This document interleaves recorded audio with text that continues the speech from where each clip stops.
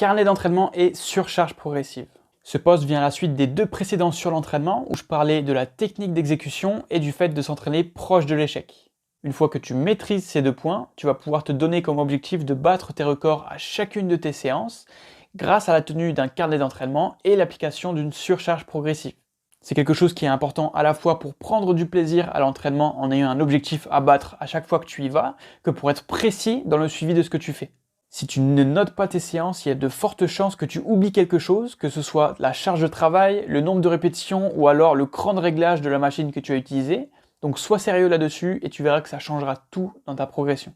Une fois que tu tiens ce carnet d'entraînement et pour objectif de battre tes records précédents en augmentant par exemple la charge, le nombre de répétitions, la qualité de ton exécution ou alors le temps sous tension avec par exemple l'utilisation du tempo. Il y a plein de manières de progresser et de faire mieux, et chacune de ces méthodes permettra de créer un stimulus qui forcera ton corps à s'adapter face aux contraintes que tu lui appliques et de devenir meilleur. C'est comme ça que tu amélioreras ton efficience et que tu prendras du muscle par la même occasion. Il te restera plus qu'à être sérieux et régulier, et les résultats viendront tout seuls. Si la vidéo t'a plu, je t'invite à liker, t'abonner et partager. On se revoit très bientôt, et d'ici là, prends soin de toi.